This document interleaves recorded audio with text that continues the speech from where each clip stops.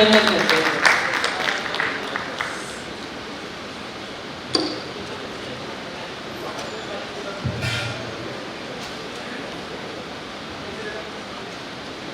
आज की district meet के अंदर उपस्थित डिस्ट्रिक्ट गवर्नर विजया मेहता जी, यूपी जी प्रद्युमन पाटिल जी, भाई राम गोपाल, सुरेंद्र अग्रवाल, बाहर से आए हुए eminent speakers doctor Indira Sharma जो बनारस से आई हैं और मेरी रिक्वेस्ट से आई हैं, बड़ा जर्नी करके अकेली महिला का बनारस से आना, जयपुर फ्लाइट से आना, फिर वहाँ से ट्रेन में बैठ के आ जाना, तो बहुत उनका मैं आभार। कल्पना जी जो हमारी नेशनल साइकेट्री प्रेसिडेंट अभी भी हैं और वो अभी पहले AFMC में थी और अभी MAT में साइकोलॉजी के हेड ऑफ डिपार्टमेंट है जो नोएडा के अंदर है। तो उसके अलावा डॉक्टर वनीता मित्तल जो एडिशनल प्रेसिडेंट है मैक्स की, और घर में प्रॉब्लम होते हुए भी वो अपना सारा कार्य छोड़ के वो हमारे रिक्वेस्ट की मांगी है। ऐश्वर्या मित्तल, उसके अलावा उनके साथ दूसरा है अभय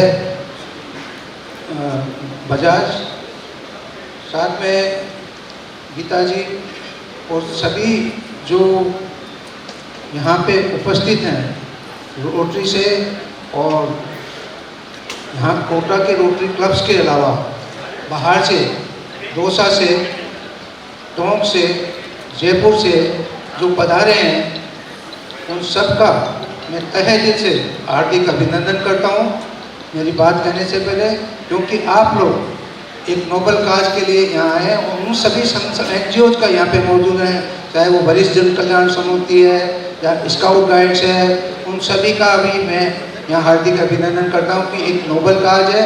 जैसे पल्स पोलियो के अभियान आपको याद होगा, हमने कोटा में ही यहाँ रोटरी के थ्रू चलाई थी और उसकी वजह से पोलियो में विक्ट्री है। तो रोटरी चाहता तो सब कुछ कर सकता है। इसी उद्देश्य से रोटरी में मैं इसको मेंटल हेल्थ को प्रोमोट करने के लिए, आपने देखा होगा पहले मेरी तरफ से भी मैंने डिस्ट्रिक्ट के अंदर 51,000, 21,000 और 11,000 के नाम रख के दिए थे क्लब्स को, जयपुर क्लब, उदयपुर क्लब और ये रोटरी डाउन इन क्लबों को वो पैसा मिला था। क्यों? केवल इसलिए नहीं कि मेरे को, मैं साइकेट्रिस्ट हूँ, मेरे को मानसिक स्वास्थ्य प्रमोशन प्रैक्टिस में उम्र के उस पड़ाव पे हूँ, उम्र के उस पड़ाव में 80 के पास हूँ, मेरे को कोई प्रैक्टिस की नहीं है, पर मेरे को क्या देखा मैंने जिससे मैं इस लगन से लग रहा हूँ उसके बारे में बात करें। मानसिक स्वास्थ्य क्या है? मानसिक स्वास्थ्य दिवस मनाने की ये जरूरत क्यों पड़ गई, किसने मनाया, इस बारे में पहले बात करते हैं।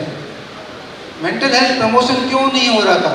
मेंटल हेल्थ प्रमोशन नहीं होता, स्वास्थ्य के दो पहलू होते हैं, मेंटल हेल्थ प्रमोशन वो नहीं हो रहा था। शारीरिक स्वास्थ्य के बारे में बात की जाती थी, जागृति, और हमारे हेल्थ प्लानर्स हैं उनकी भी लास्ट प्रायोरिटी पे रहता था, मेरे से ज़्यादा किसी ने, क्योंकि इस प्रोफेशन से मैं इस सब्जेक्ट से 76 से जुड़ा हूँ तो मैंने बहुत नज़दीक से देखा है। तो ये जो स्टिग्मा इसके साथ जुड़ा हुआ था, मानसिक स्वास्थ्य के बारे में हम जानते नहीं, हेल्थ के डेफिनेशन अभी पूछूंगा बहुत सारे लोग नहीं बता पाए, और मैं मानसिक स्वास्थ्य की तो जरूर नहीं। जब हम मानसिक स्वास्थ्य की बात करते हैं तो अक्सर हम यही सोचते हैं कि मानसिक बीमारी की बात है, और जब मानसिक बीमारी की बात करते हैं तो ये एक ही बात हमारे दिमाग में आता है कि पागल हो गया, साइकोटिक हो गया, इसका तो हिल गया। यदि मेरे को दिखा के कोई याद निकल रहा होता तो उसको यही समझते थे इसका हिल गया। उसका नतीजा क्या होता है?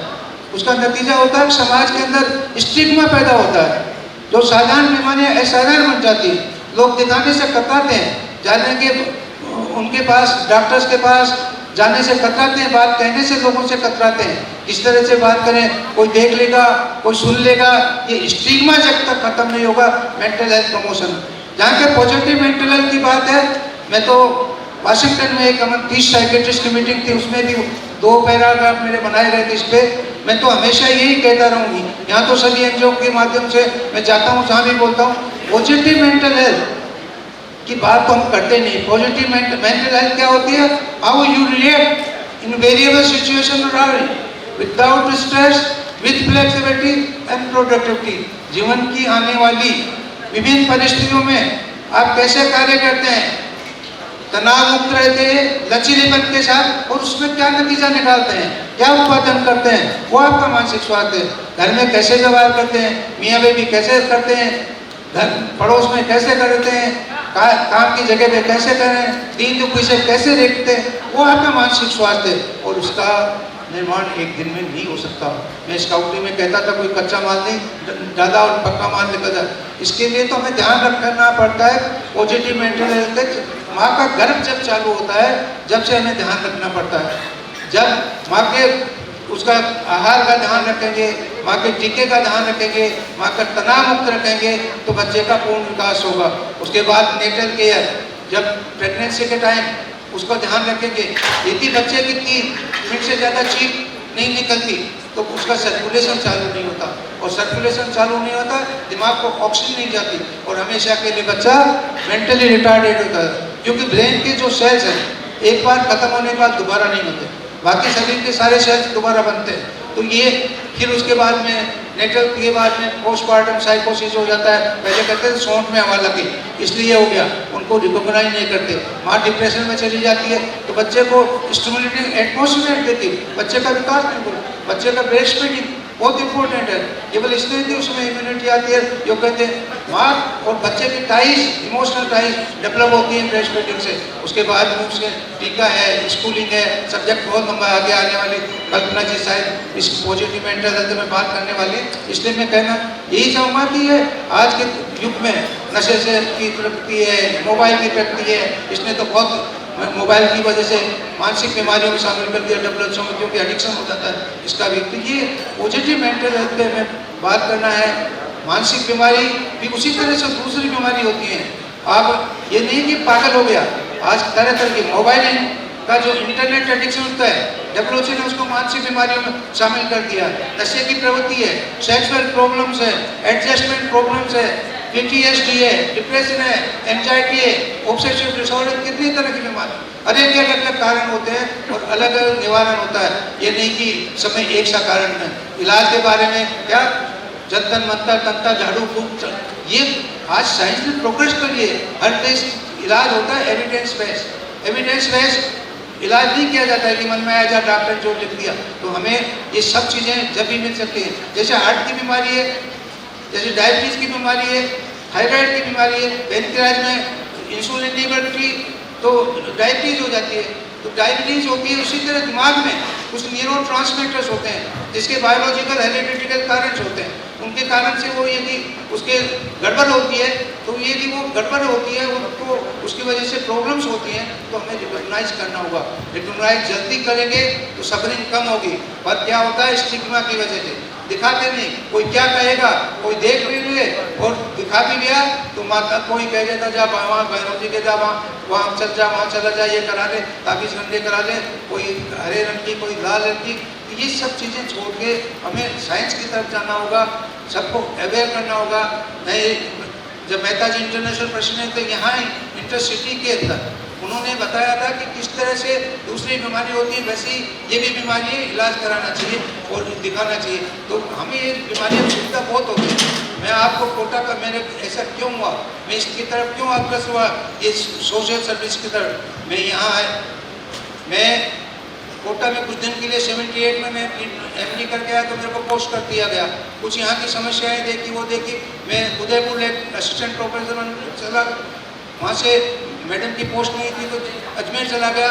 वहाँ पर यहाँ की समस्याएं मेरे को वहाँ भी घेर रही थी। डायरेक्टर को मैं कहता था वहाँ कोटा में एक पोस्ट होनी चाहिए। डायरेक्टर को 3 साल समझाने में लगे, लेकिन उसके समझ में नहीं आया कि कोटा में साइकेट्रिस्ट के पोस्ट होंगे।